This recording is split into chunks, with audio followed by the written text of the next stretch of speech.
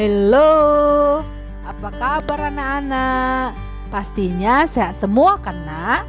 Hari ini kita akan belajar unsur bersama Ibu Simanjuntak. Unsur. Di video sebelumnya, Ibu sudah bahas tentang materi. Masih ingat kan nak? Di mana materi adalah sesuatu yang mempunyai massa dan menempati ruang. Materi ini dibagi atas dua, yaitu jak tunggal dan campuran, di mana jak tunggal dibagi atas dua, yaitu unsur dan senyawa. Unsur dibagi atas tiga, yaitu unsur logam, unsur non-logam, dan unsur semi-logam atau metaloid. Sedangkan campuran dibagi atas dua, yaitu campuran homogen dan campuran heterogen. Sekarang coba kita perhatikan gambar.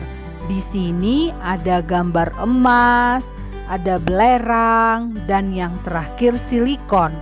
Bisakah anak didik ibu tunjukkan manakah yang termasuk unsur logam, unsur non-logam, dan unsur semi-logam?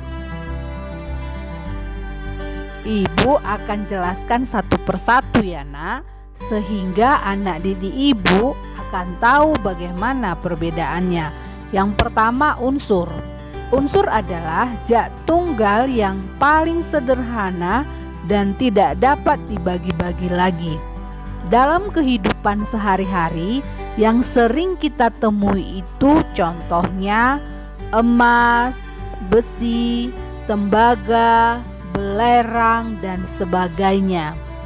Unsur disusun oleh atom-atom sejenis, di mana atom itu adalah bagian terkecil dari suatu unsur yang masih memiliki sifat-sifat unsur tersebut. Unsur memiliki lambang, di mana lambang unsur itu berbeda-beda yang bisa kita lihat dari gambar ini.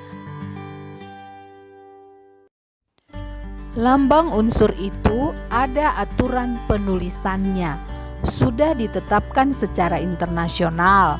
Bisa dituliskan dalam satu huruf, dua huruf, dan tiga huruf. Kalau satu huruf itu hanya diambil huruf pertama, depannya saja yang ditulis dengan huruf kapital. Contohnya karbon yang dilambangkan dengan huruf C besar, hidrogen yang dilambangkan dengan huruf H besar. Kalau dua huruf itu diambil huruf pertamanya yang ditulis dengan huruf kapital, kemudian diambil huruf kedua atau huruf-huruf berikutnya yang ditulis dengan huruf kecil. Contohnya aluminium yang dilambangkan dengan Al, A besar dan L kecil. A besar diambil dari huruf pertama dan L kecil huruf keduanya. Kemudian ada strontium yang dilambangkan dengan Sr. Jadi S-nya dari huruf pertama, kemudian R-nya dari huruf ketiga. Seperti itu ya nak. Untuk yang tiga huruf diambil dari huruf pertama yang ditulis dengan huruf kapital. Kemudian huruf kedua dan ketiganya ditulis dengan huruf kecil. Di sini juga kita bisa lihat beberapa contoh unsur dan juga lambangnya yang dapat kita temui dalam hidup sehari-hari ya nak. Jadi kita harus bisa menghafalkan nama unsur dan juga lambangnya.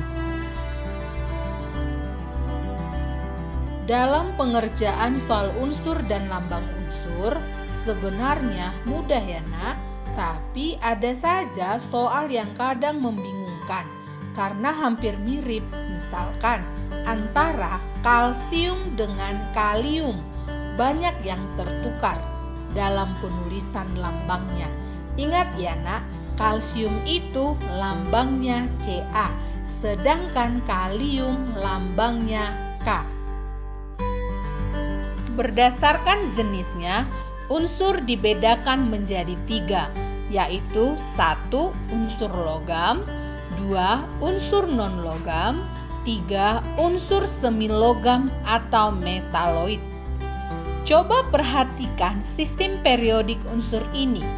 Untuk unsur logam yang warna biru ya nak.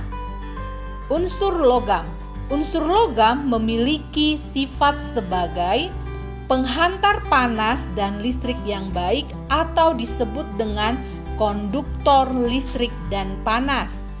Warna mengkilap, wujud padat pada suhu kamar kecuali raksa atau Hg atau merkuri berwujud cair.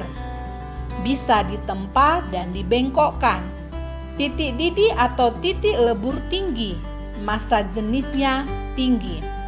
Contoh unsur logam, emas dilambangkan dengan Au, tembaga dilambangkan dengan Cu, besi dilambangkan dengan Fe, dan lain-lain.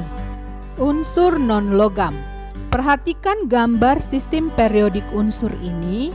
Untuk unsur non-logam yang warna kuning muda ya nak. Adapun sifat dari unsur non-logam adalah penghantar panas dan listrik yang buruk atau disebut dengan isolator listrik dan panas. Warna tidak mengkilap, umumnya berwujud cair dan gas pada suhu kamar kecuali bromin atau Br berwujud padat. Tidak dapat ditempa atau tidak dapat dibengkokkan. Titik didih dan titik leburnya rendah.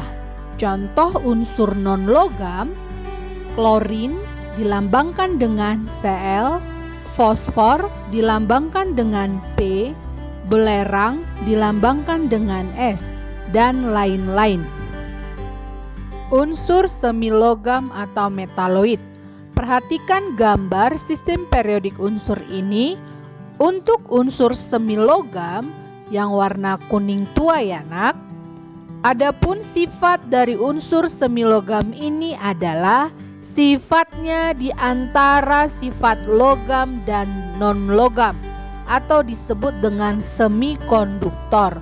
Contohnya, silikon dilambangkan dengan Si, arsenik dilambangkan dengan As, boron dilambangkan dengan B, dan lain-lain.